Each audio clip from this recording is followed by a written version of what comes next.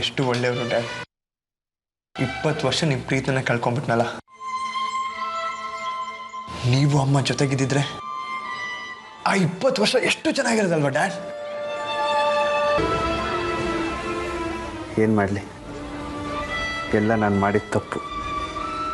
ಆ ದೇವರು ನಾನು ಮಾಡಿದ ತಪ್ಪಿಗೆ ಸರಿಯಾದ ಶಿಕ್ಷೆ ಕೊಟ್ಟ.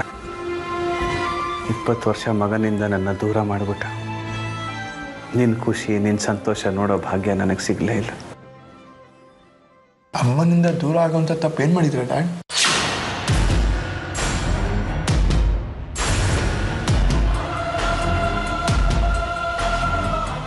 ಯಾಕೆ ಡ್ಯಾಡ್ ಸುಮ್ಮನಾದ್ರಿ?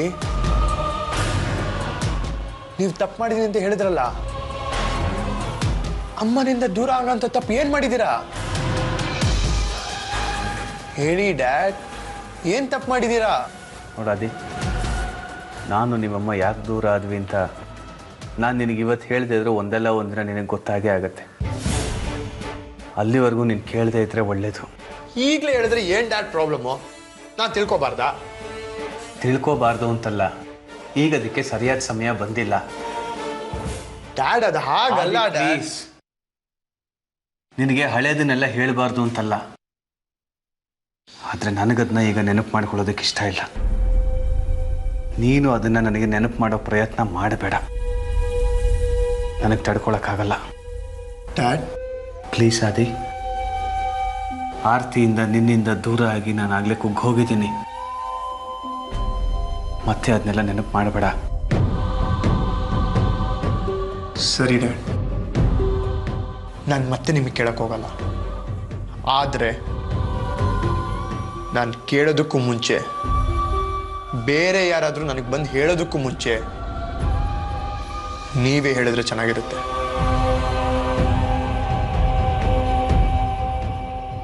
ಸರಿಯಾದ ಸಮಯ ಬಂದಾಗ ನಾನೇ ಹೇಳ್ತೀನಿ. ಊಟ ಮಾಡು.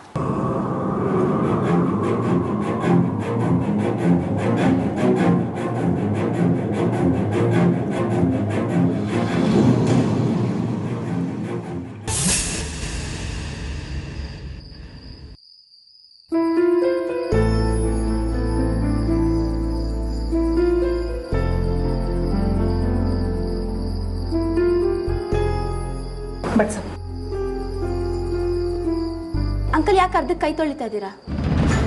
ಹೊಟ್ಟೆ ತುಂಬಿತು ಅದಕ್ಕೆ. ನೀ ನನಗೆ ಬಿಡಿಸು ಸ್ವಾತಿ. ಮುನಸ್ಸು ಮನಸ್ಸಿಗೆ, ಹೊಟ್ಟೆಗಲ್ವಲ್ಲ. ಉಪವಾಸ ಇದ್ದ ತಕ್ಷಣ ಪ್ರಾಬ್ಲಮ್ ಎಲ್ಲ ಸಾಲ್ವ್ ಆಗಿಬಿಡುತ್ತಾ?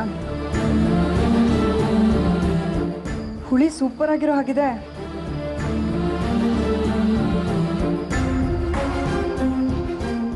ಅಡುಗೆ ತುಂಬ ಚೆನ್ನಾಗಿ ಮಾಡಕ್ಕೆ ಕಲ್ತಿದ್ದೆ ಸ್ವಾತಿ.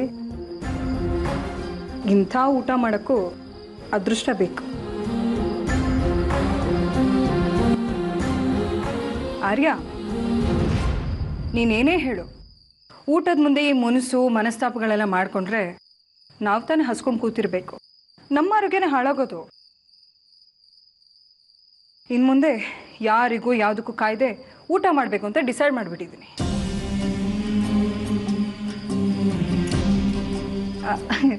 ಆರ್ಯ, ನನ್ನ ಮುಖ ಯಾಕೋ ನೋಡ್ತಾ ಇದೆಯಾ? ಊಟ ಮಾಡು ನೀನು. ಸ್ವಾತಿ ಎಷ್ಟೊಂದು ಚೆನ್ನಾಗಿ ಅಡುಗೆ ಮಾಡಿದ್ದಾಳೆ. ಸ್ವಾತಿ, ನೀನು ಕೂತ್ಕೊಳ್ಳಮ್ಮ, ಎಲ್ಲರೂ ಒಟ್ಟಿಗೆ ಕೂತ್ಕೊಂಡು ಊಟ ಮಾಡೋಣ. ಪರವಾಗಿಲ್ಲ ಆಂಟಿ, ನಾನು ಆಮೇಲೆ ಮಾಡ್ತೀನಿ. ಅರೇ ರೇ ರೇ ರೇ, ಏನಮ್ಮ ಇವತ್ತು ಸೀರೆ ಉಟ್ಕೊಂಡ್ಬಿಟ್ಟಿದ್ಯಾ? ಏನು ವಿಶೇಷ? ನಿಮ್ಮ ಫ್ರೆಂಡ್ ಜೊತೆ ಫಿಲ್ಮಿಗೆ ಹೋಗ್ತಾ ಇದೆಯಾ? ಹಾಗೇನಿಲ್ಲ ಆಂಟಿ, ಸುಮ್ಮನೆ ಉಟ್ಕೊಂಡೆ.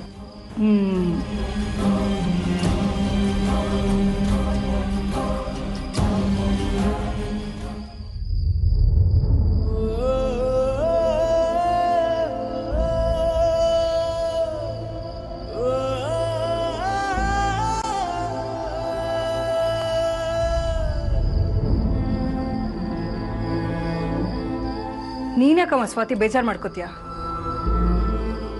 ಊಟ ಮಾಡಕ್ಕೆ ಮನಸ್ಸಿಲ್ಲ ಅಂತ ಅನ್ಸುತ್ತೆ. ಬಾ, ನೀನು ಕೂತ್ಕೊಂಡು ಊಟ ಮಾಡು.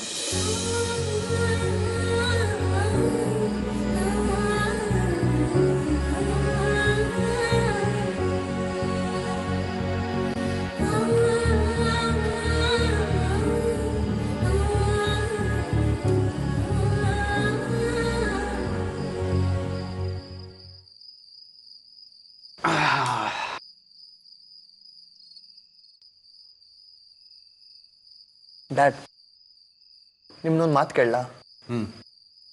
ನಿಮಗೆ ನನ್ನ ಕಂಡ್ರೆ ಎಷ್ಟಿಷ್ಟ? ಈಗ ಯಾಕದೆಲ್ಲ? ಹೇಳಿ ಡ್ಯಾಡ್, ಆಮೇಲೆ ಹೇಳ್ತೀನಿ ಏನಕ್ಕೆ ಅಂತ. ಇಷ್ಟು ಇಷ್ಟನಾ? ಇಷ್ಟೇ, ನಿಜವಾಗ್ಲೂ ಇಷ್ಟನಾ? ಇಷ್ಟು. ಇದೇನ್ ಡ್ಯಾಡ್, ಫಸ್ಟು ಇಡೀ ಮುಷ್ಟಿ ತೋರಿಸಿದ್ರಿ, ಇವಾಗ ಅರ್ಧ ಮುಷ್ಟಿ ತೋರಿಸ್ತಾ ಇದ್ದೀರಾ. ಈ ಅರ್ಧದಲ್ಲಿ ಬೇರೆ ಯಾರಾದರೂ ಇದ್ದಾರಾ?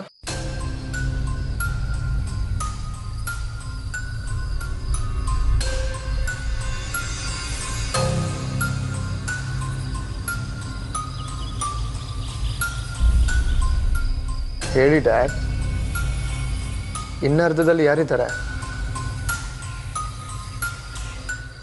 ಇಲ್ಲ, ಯಾರೂ ಇಲ್ಲ. ಹೇಳಿದ್ನಲ್ಲ, ನನ್ನ ಹೃದಯ ಇರೋದು ಇಷ್ಟೇ. ಇದ್ರ ತುಂಬ ನೀವೇ ಇರೋದು. ನೀವೇ ಅಂದ್ರೆ ಯಾರ್ಯಾರು?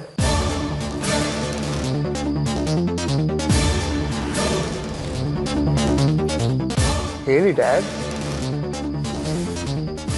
ಹೇಳಿದ್ನಲ್ಲ ಅದೇ, ನೀವೇ ಅಂತ. ಒಂದು ನಾನು, ಇನ್ನೊಂದು ಯಾರು?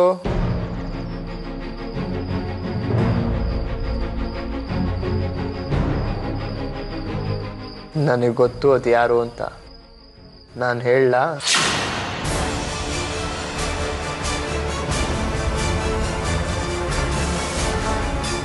ನನಗೆ ಗೊತ್ತು ಡ್ಯಾಡ್, ನಿಮ್ಮ ಮನಸ್ಸಲ್ಲಿ ಬೇರೆ ಯಾರೋ ಇದ್ದಾರೆ ಅಂತ. ಅದನ್ನ ಹೇಳೋದಕ್ಕೆ ನೀವು ಹೆದರ್ಕೋತಾ ಇದ್ದೀರಾ.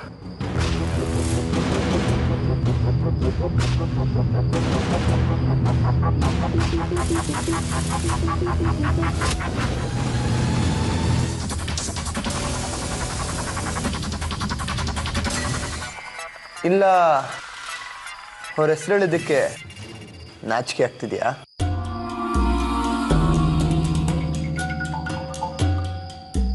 ಹೇಳಿ ಡ್ಯಾಡ್.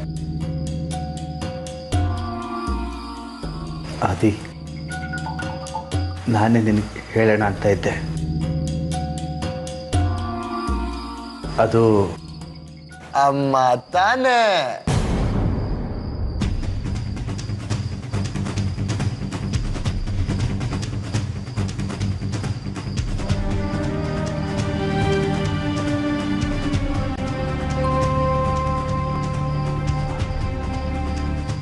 ಗೊತ್ತಿದ್ದು ನನ್ನ ಬಾಯಲ್ಲೇ ಕೇಳಬೇಕು ಅಂತ ಆಸೆನಾ? ಹಾಗೇನಿಲ್ಲ ಡ್ಯಾಡ್, ನನಗೆ ಗೊತ್ತು ನಿಮ್ಮ ಮನಸ್ಸಿನಲ್ಲಿ ನನ್ನ ಅಮ್ಮನ ಬಿಟ್ರೆ ಮೂರನೇವ್ರಿಗೆ ಜಾಗ ಇಲ್ಲ ಅಂತ, ಅಲ್ವಾ ಡ್ಯಾಡ್? ನಿಮ್ಮ ಈ ಪುಟ್ಟ ಹೃದಯದಲ್ಲಿ ನನಗೆ ಅಮ್ಮನಿಗೆ ಮಾತ್ರ ಪ್ರೀತಿ ಸಿಗ್ಬೇಕು. ಬೇರೆ ಯಾರಾದರೂ ಎಂಟ್ರಿ ಕೊಟ್ರೆ ನಾವು ಬಿಡಲ್ಲ. ನಿಮ್ಮ ಪ್ರೀತಿ ನನಗೆ ಅಮ್ಮನಿಗೆ ಮಾತ್ರ ಮಾತ್ರ ಮಾತ್ರ.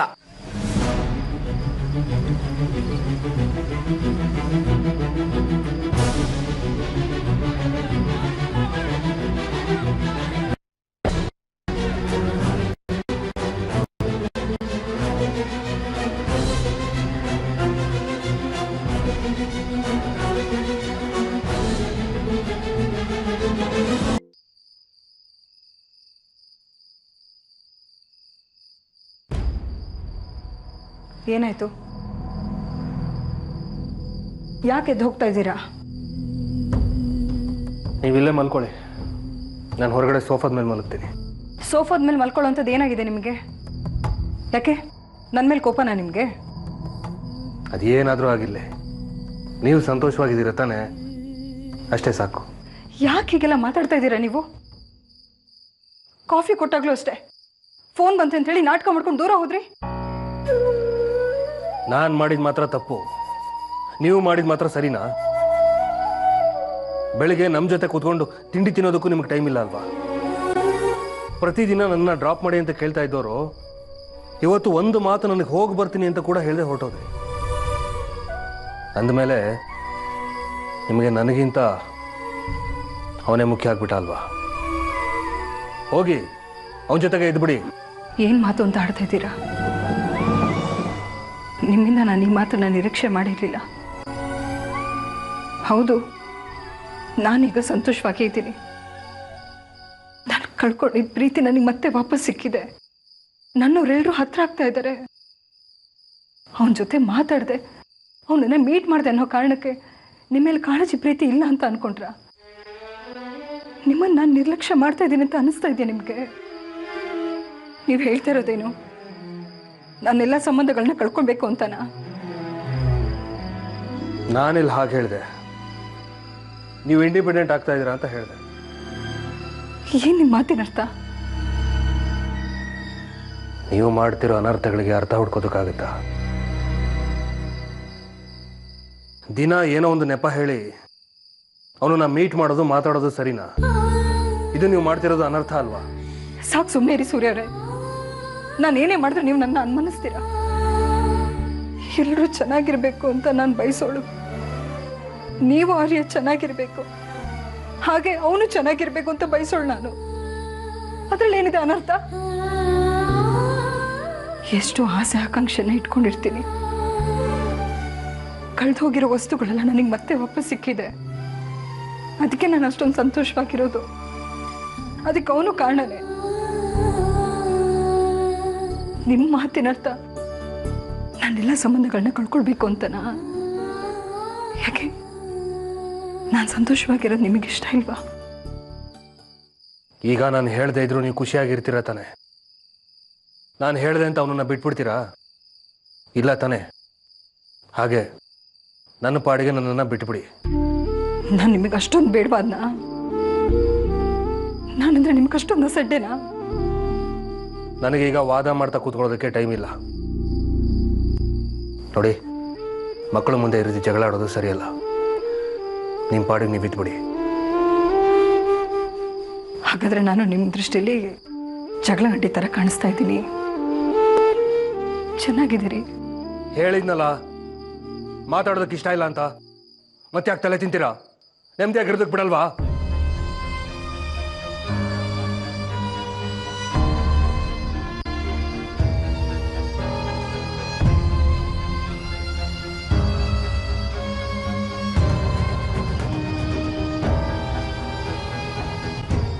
ನೋಡ್ದೇನೋ ಅವ್ರು ಹೇಗೆ ಮಾತಾಡ್ತಾ ಇದ್ದಾರೆ ಅಂತ.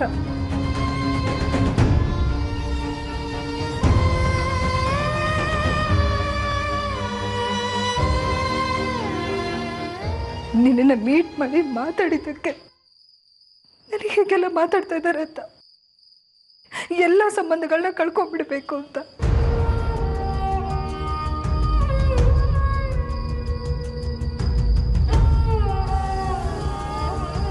ನಿಮ್ಮ ಊರಲ್ಲಿ ನಾನು ಯಾರನ್ನೇ ಕಳ್ಕೊಂಡ್ರು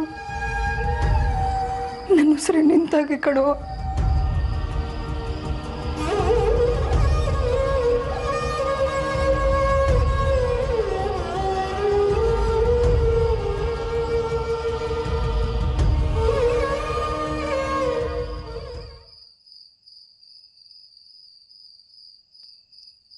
ಆರ್ಯ ಅವರೇ, ಅಂಕಲ್ಲು ಆಂಟಿ ಮತ್ತೆ ಮಲ್ಗೋ ವಿಷಯಕ್ಕೆ ಜಗಳ ಮಾಡ್ಕೊಂಡಿದ್ದಾರೆ ಅನ್ಸುತ್ತೆ. ಅದಕ್ಕೆ ಅಂಕಲ್ ಆಚೆ ಬಂದು ಹಾಲಲ್ಲಿ ಸೋಫಾ ಮೇಲೆ ಮಲಗಿದ್ದಾರೆ. ಯಾಕೆ ಅಂಕಲ್ ಆಂಟಿ ಈ ಥರ ಚಿಕ್ಕ ಚಿಕ್ಕ ವಿಷಯಕ್ಕೆ ಜಗಳ ಮಾಡ್ಕೋತಿದಾರೋ ನನಗಂತೂ ಗೊತ್ತಾಗ್ತಾ ಇಲ್ಲ.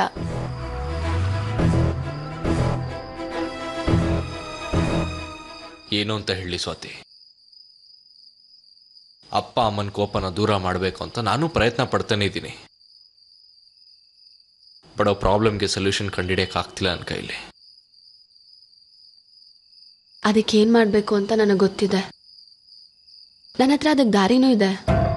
ಅದೇನು ಅಂತ ಹೇಳು ಸ್ವಾತಿ. ಹೇಳ್ತೀನಿ, ಆದರೆ ನೀವು ಅದಕ್ಕೆ ಒಪ್ಕೋತಿರೋ ಇಲ್ವೋ ಗೊತ್ತಾಗ್ತಾ ಇಲ್ಲ. ಅಪ್ಪ ಅಮ್ಮ ಚೆನ್ನಾಗಿರ್ತಾರೆ ಅಂದರೆ ನಾನು ಖಂಡಿತವಾಗ್ಲೂ ಒಪ್ತೀನಿ. ಅದು ನೀವು ನನ್ನ ಅದೇನು ಅಂತ ಬೇಗ ಹೇಳೆ. ನೀವು ನನ್ನ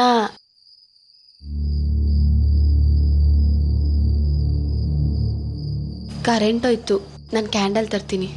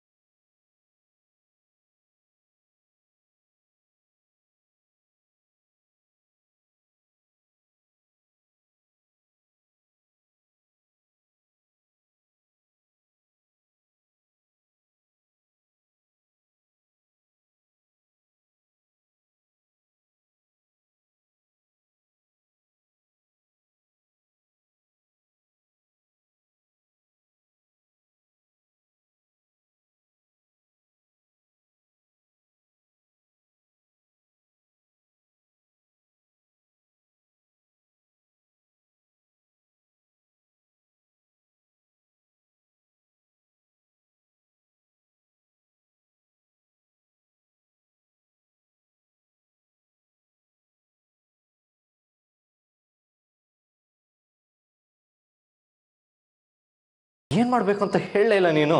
ನೀವು ನನ್ನ ಮದ್ವೆ ಆಗ್ಬೇಕು. ಏನು? ನೀವು ನನ್ನ ಮದ್ವೆ ಆದ್ರೆ ನಾನು ನಿಮಗೆ ಸಿಗ್ತೀನಿ. ಹಾಗೆ ಅಂಕಲ್ ಮತ್ತೆ ಆಂಟಿ ಇಬ್ರು ಒಂದಾಗ್ತಾರೆ.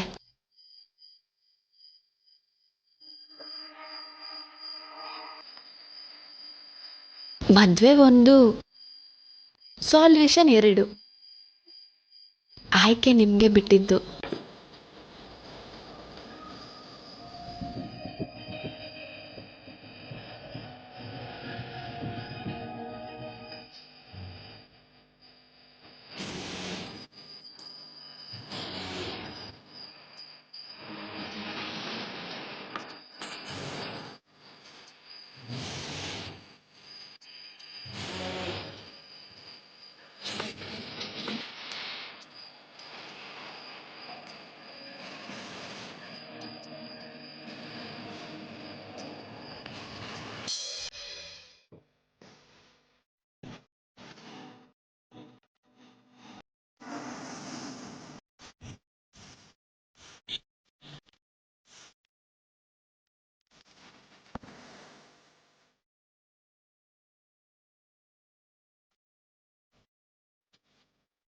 Hi sir, good morning.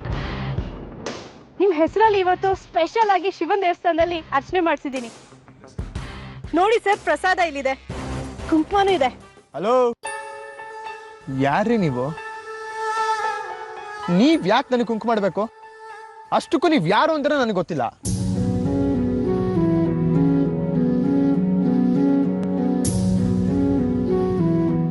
ಏನು? ನಾನು ಯಾರು ಅಂತ ನಿಮಗೆ ಗೊತ್ತಿಲ್ವಾ? ನನಗೆ ಗೊತ್ತಿತ್ತು ನೀವು ಹೀಗೆ ಹೇಳ್ತೀರಿ ಅಂತ. ಆ ಪೂಜಾರಪ್ಪನು ನಿಮ್ಮ ಹೆಸರು ಹೇಳ್ತಾ ಇದ್ದಂಗೆ ಈ ರಾಶಿಯವರು ಸಿಡುಕ್ಮುತ್ತಿ ಸಿದ್ದಪ್ಪನ ತರ ಆಡ್ತಾರೆ, ಅವಾಗವಾಗ ಮರ್ತಿರೋರ್ ತರನೂ ಆಡ್ತಾರೆ ಅಂತ ಹೇಳ್ತಿದ್ದ. ಈಗ ಗೊತ್ತಾಯ್ತು ಅವ್ರು ಹೇಳಿದ್ದೆ ಸರಿ ಅಂತ. ಹಲೋ, ಏನು? ನನಗೆ ಗೊತ್ತು ನೀವೇನು ಹೇಳಕ್ ಬರ್ತೀರಾ ಅಂತ. ನಾನು ನಿಮ್ಮ ಹಣೆಗೆ ಕುಂಕುಮ ಇಡೋದು ನಿಮ್ಗೆ ಇಷ್ಟ ಇಲ್ಲ ಅಂತ ತಾನೇ? ಅಲ್ಲ, ನನ್ಗೊಂದು ಅನುಮಾನ, ಈ ಮರೆಯೋ ಕಾಯಿಲೆ ನಿಮಗ್ ಮಾತ್ರ ಇದೆಯಾ ಅಥವಾ ನಿಮ್ಮ ಮನೆಯವ್ರಿಗೆಲ್ಲ ಇದೆಯಾ? ಏನ್ ಬಿಟ್ರೆ ಮಾತಾಡ್ತಾನೆ ಇದ್ದೀರಾ? ತಗುದ್ ಬಿಟ್ಟ ಅಂದ್ರೆ ಸರಿ ಬಿಡಿ, ಅದಕ್ಕೆ ಯಾಕೆ ಇಷ್ಟು ಮುಖ ಊದಿಸ್ಕೊಂತೀರಾ?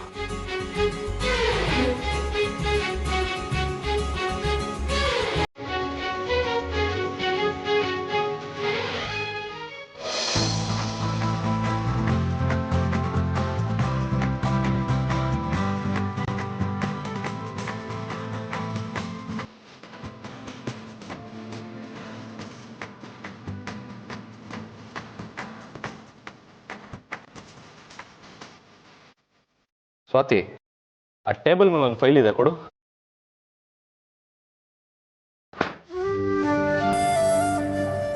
ಈ ಫೈಲ್ ಅಲ್ಲ, ಇನ್ನೊಂದು.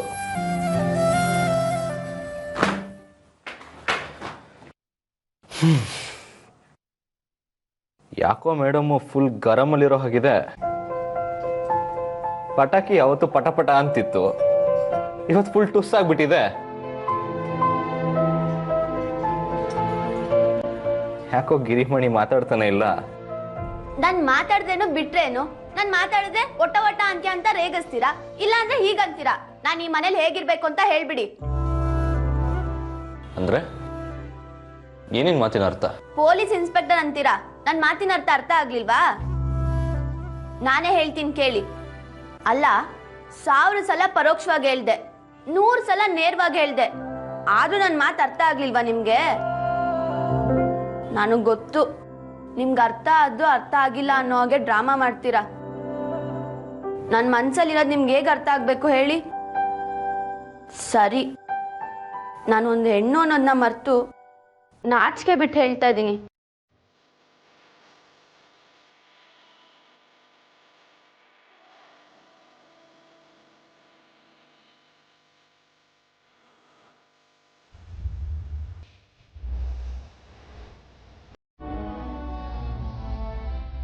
I love you, Arya. I love you so much.